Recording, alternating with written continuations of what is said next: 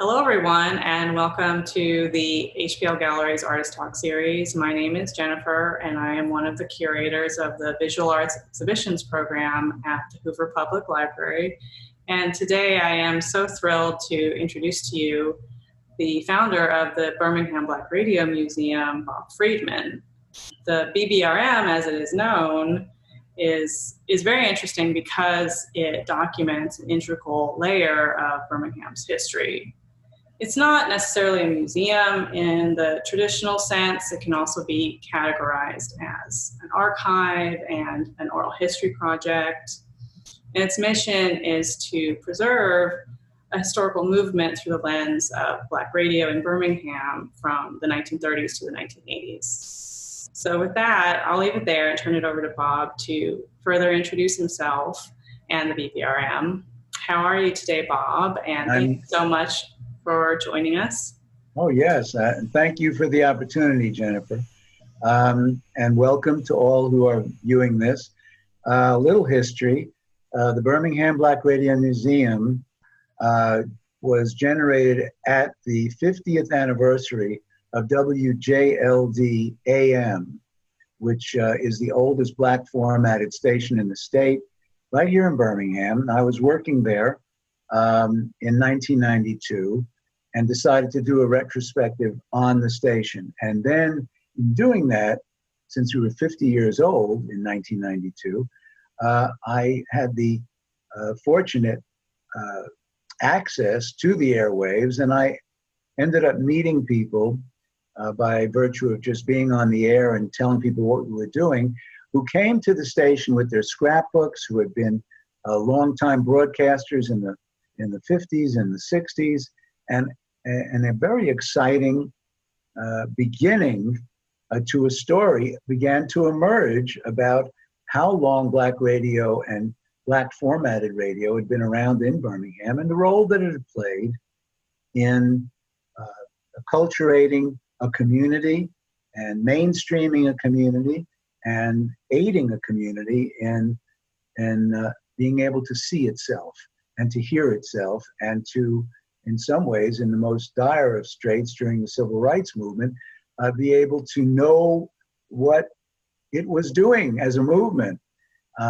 Black radio was the media form that most folks in the African-American community went to gain access to what was happening in the community. And so out of these interviews and out of commemorating the 50th anniversary of WJLD, a much larger picture emerged, and that was the beginning of the development of the Birmingham Black Radio Museum archive, as you correctly pointed out, Jennifer. That's what came first, the beginning of a collection of gathering oral histories, of gathering ephemera, which means photographs, documents, clippings, all kinds of little objects like that that reflected the history of Black radio.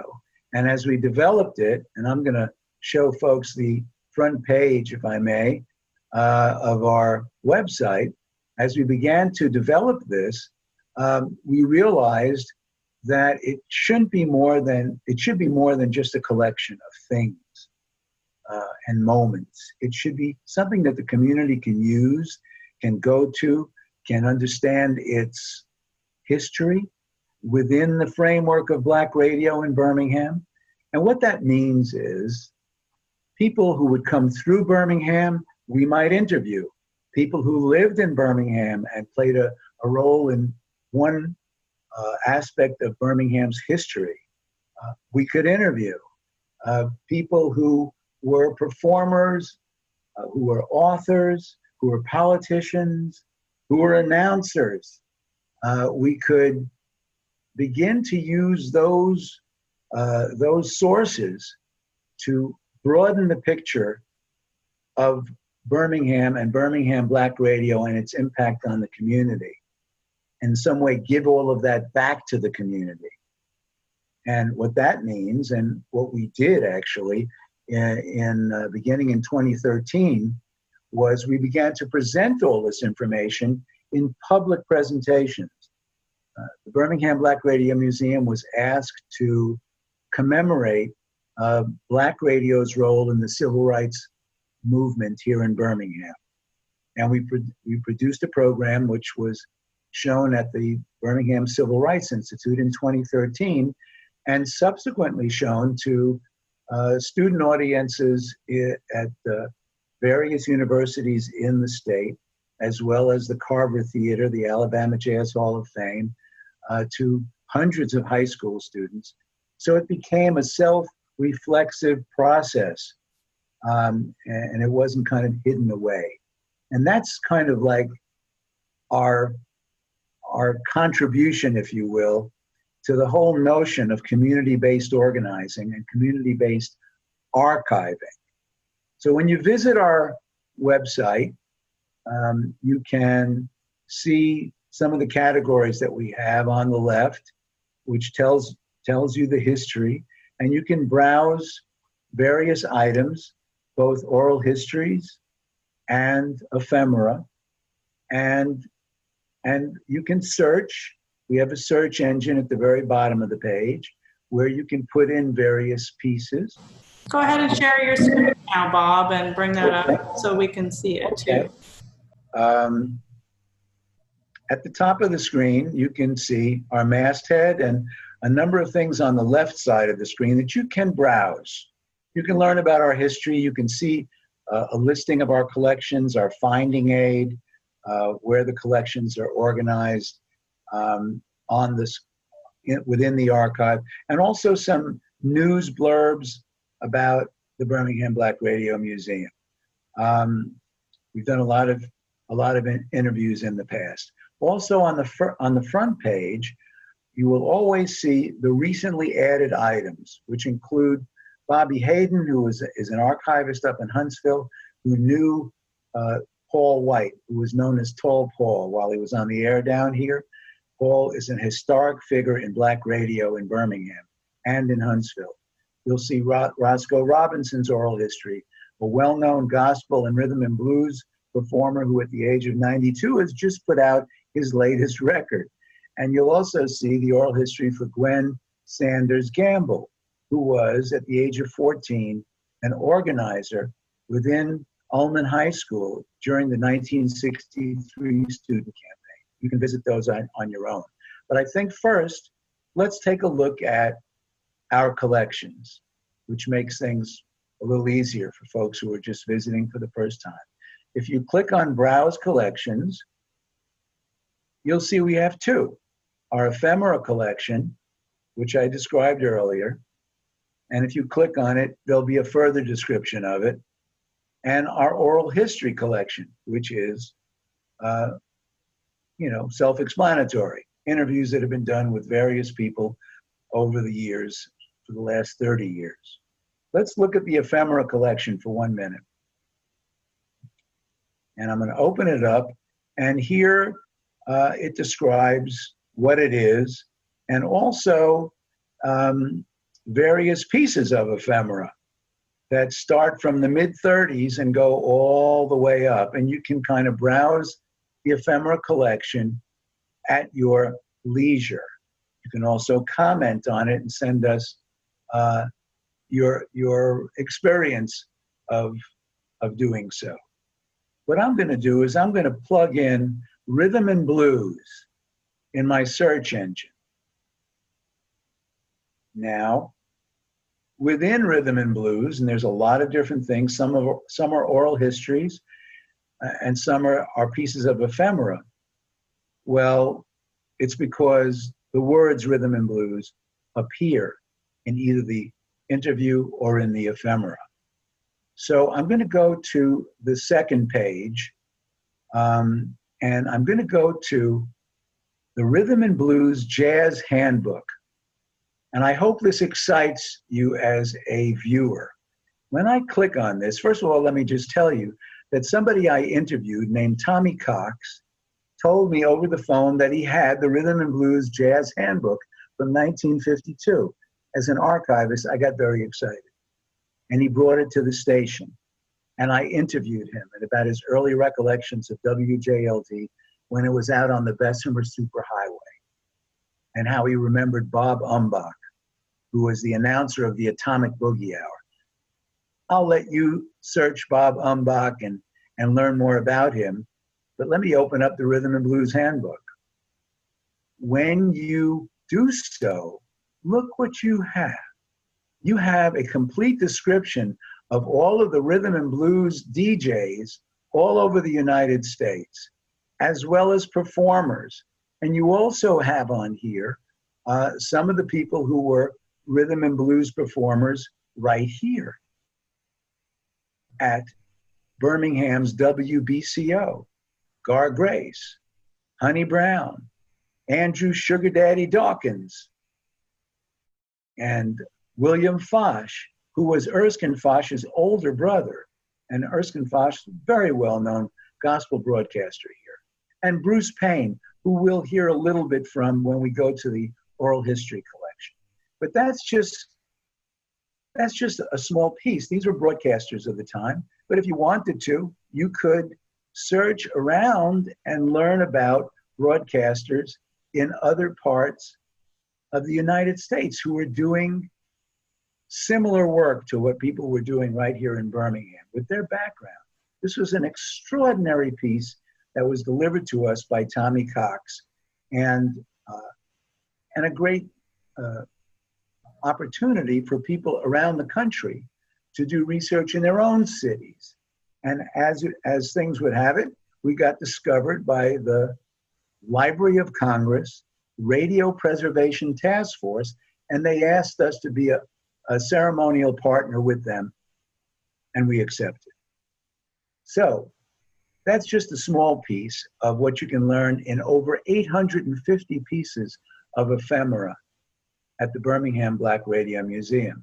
For now, let's go back to Browse Collections, and let's go to our oral history collection. One of the people that I wanted to introduce you to was Bruce Payne.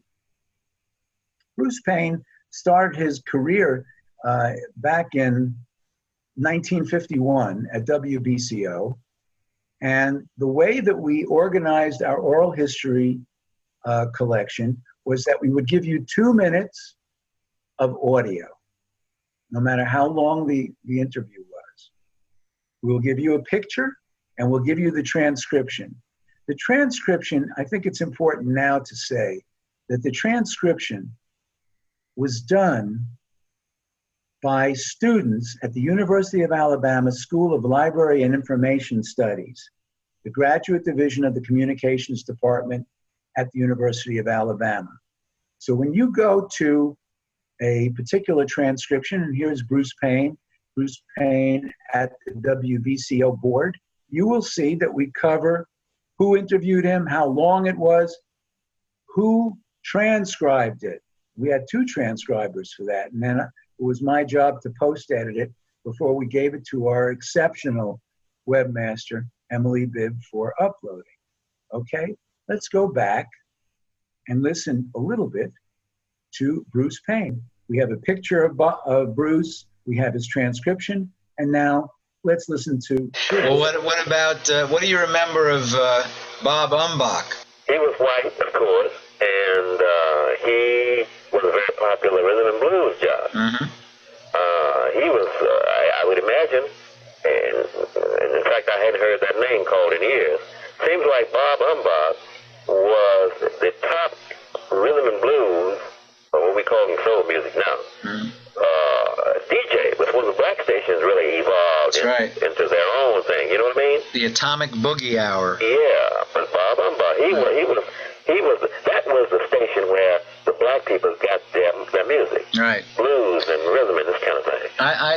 He's passed. He was on JLD too, wasn't he? Yeah, that's where he was. That's where he was. That's where he was until he left town. Yeah, I remember hearing him, but like I say, when I got there, he was already on the air, and he was a personality.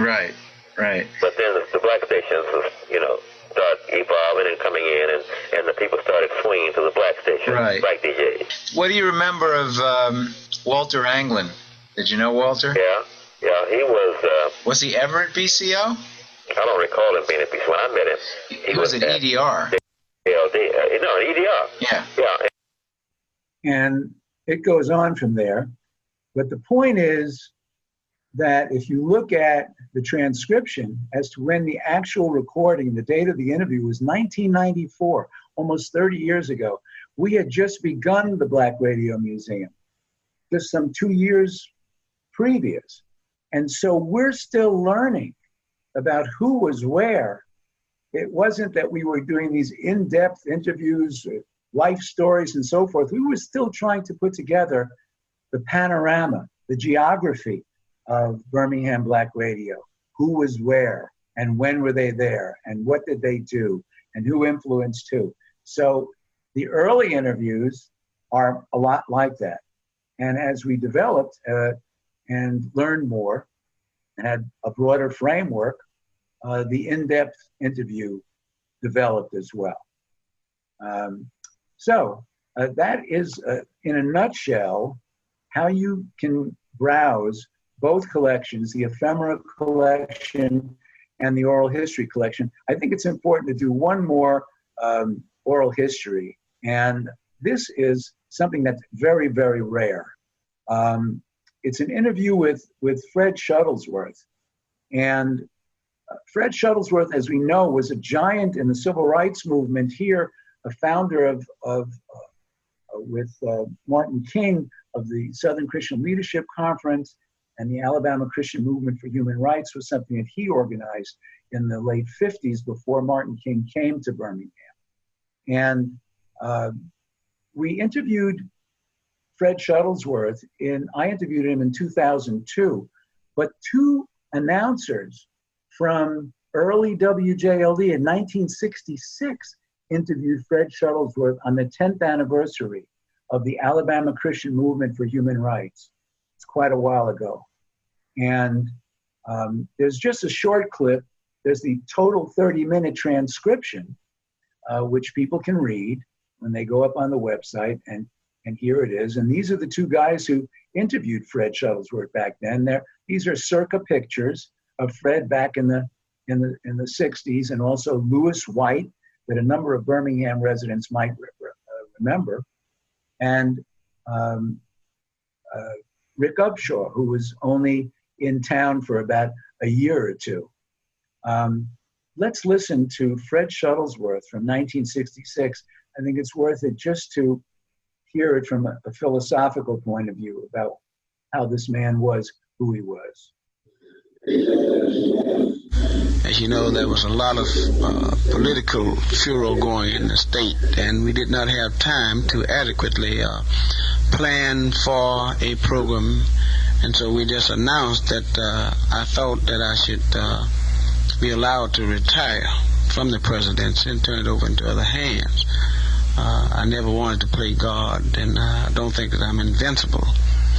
However, since that time, there's been such a terrific response on the part of the local people, particularly the masses, and many of the people who are a little bit above the masses, we'll say, in the classes. And they have been all with one voice asking me to stay. Now, my immediate concern is not whether I stay or go. A person, it's nice to be loved. It is better to be needed. It's better to have something to do. It's better to have something to commit yourself to. And that's my job. Certainly Reverend Fred Shuttlesworth's job. And he did it well. Those are a couple of the close to 80 oral histories that we have that are accessible. We, as I say, interviewed political figures, we interviewed performers, authors, and many, many, many radio announcers. And so I wanted to turn it over to you, Jennifer, maybe to see what next we should do. Well, why don't you kind of give your take on what the BBRM, what it is truly documenting. Take us down the road of how it has a shared congruency with the civil rights movement, and why it is so important in the history of Birmingham. Well, of course, these were, when I first got here in 1987, I knew nothing about Black radio's role in the civil rights movement. Really, in the early days of the collection, I wasn't focusing on the 60s. I was focusing on the 50s and even the 40s to see how far back this phenomenon known as Black radio and Black formatted radio went here in Birmingham. And I was in Black radio at WJLD, so it felt very organic. I wanted to know more about my history as I learned to love where I was. When I first learned about Paul White, Tall Paul, he was working at WJLD when I got there. So we worked congruently for about 4 months before he retired. He was getting ill, and he retired from radio, pretty much went back into something he had done as a child, which was the ministry.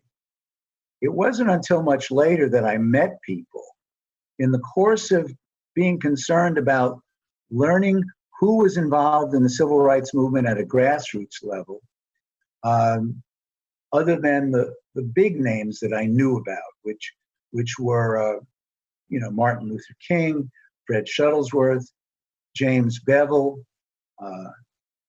folks along those lines who had an extraordinary history.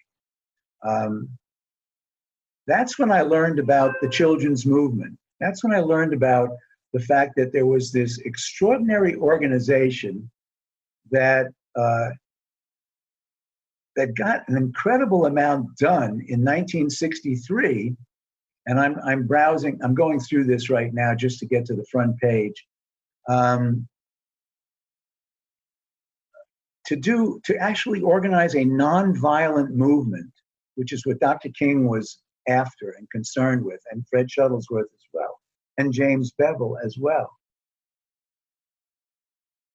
In the face of unbelievable violence from the police, from the power structure and so forth, and how this movement came together to accomplish its tasks by the end of 1963, to push history forward to the Civil Rights Act in 1964. How could that be? How could you get thousands of arrested teenagers who are not going to be violent, who are not going to strike back in the face of fire hoses and dogs and just terrible harassment of their parents and what have you? How do they do it? How do they pull it off? And initially, I started hearing stories about how various disc jockeys said certain things, codified certain things on the air and so forth. And I think that there was some of that. And that's not to take away from what announcers tried to do or wanted to do on the air, because let's face it, in 1963, all you had to do was say too much and you might not go to work the next morning, or you might not have a job in the next morning. So, but what became plain is that I had to interview and find people who were involved in the movement as students. And I hope that people will, in fact, the first thing that I would like people to do is to click on this tab and bring up a radio hero. A radio hero is a presentation that I put together for the 50th anniversary of 1963. Back in 2013. It was a presentation at the Civil Rights Institute. It's a 50-minute retrospective on the development of Black radio and the development of Tall Paul White. He stood 6'5", and his role and why he became the most significant radio announcer of the 1960s, particularly to the students. And what that meant for the students to kind of carry out their tasks on a day-to-day basis. I'm going to encourage people to look at that video and then contact the BBRM and let us know what you think about it. In fact, if you want me to come out to your organization, your school, be glad to do it. We can show it as a video to the students on a big screen. So that's one piece that I think spells it out. The other thing that I wanted to ask you to do as well in terms of oral history is to go back to the front page and listen to our interview with Gwen Sanders Gamble, who at the age of 14 was recruiting students at Ullman High School to participate with her in the movement. And she's a lovely person. This is Gwen right here. This is her sister as well, Deborah. And they were just students back in 1963 when Ullman students walked out and created quite a fervor.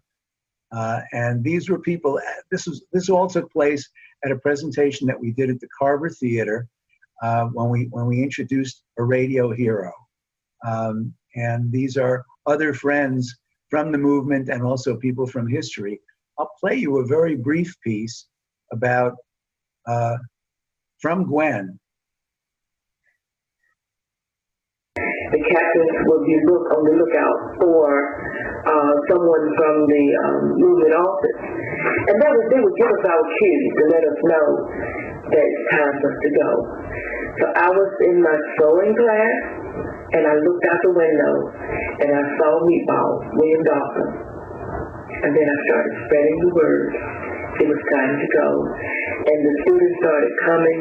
Of course, we had some teachers who tried to block us from leaving school.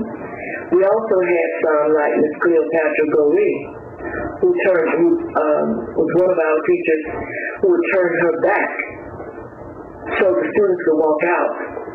And she could easily say, well, I didn't know they were gone. But when we left school that particular day, we got about a half a block from Ullman. And can you say a little bit about who we is? I'm talking about the students at Ullman High School. In addition to up to sisters, Dot and Deborah. We would leave out of the school. It must have been 300-400 of us. We would leave out of the school, and this particular day, we got about a half a block from the school, and we looked up and we saw police everywhere. And she saw police everywhere, and to learn more about what happened as a result of that, I think everybody should listen to or read the entire transcription, because that's where you'll find out why the students in Birmingham loved Paul White, loved Tall Paul. Well, we're hitting our time mark. Do you want to kind of wrap it up and kind of give us an overview of what the future of the BBRM is? Because you are in expansion mode right now. Right. I'll be glad to, and I'm very excited about it. The Birmingham Black Radio Museum has done a great deal of work locally. There is a story to be told in various towns and cities around the state having to do with Black radio's influence on the civic life as well as the political life of its target audience. And in the course of doing our work with the BBRM over the 30 years, we learned a lot about that, about other things that were going on in places like Huntsville, Montgomery, Wetumpka, Mobile, Tuscaloosa, Gadsden, that were either civil rights related or significant to the mainstreaming of the Black community in this state. And so for the next couple of years, we're going to be working out of Huntsville and out of Montgomery. We'll do a cursory tour of the other cities I mentioned, but we're going to focus on Huntsville and Montgomery. We've already begun in Huntsville. And we have folks who were active in AM radio back in the day and who are excited to be partners with us. One of the exciting outputs of this project is that the radio station itself could begin to see itself as doing archival work and seeing itself as a source for the community, as an archive that can bring the community back into its own research and learn again from the community and cover what the community recalls. So it's a different role for traditional Black radio, and we're excited to have partners in both cities willing to do that.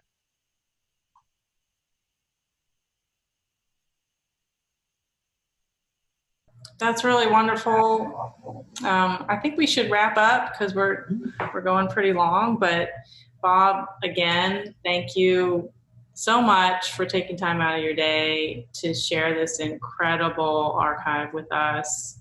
It really is a tremendous piece. Your work is invaluable, and I think that you should be really proud, because it's just this really, really interesting layer that's adding to the fabric of Birmingham, and your documentary work is just incredible. So thank you so much for sharing it with us, and I'll let you say farewell as well. You're welcome. Thank you for the opportunity, Jennifer. Really appreciate it. No problem. All right, well, have a good day, and thanks everyone for joining us.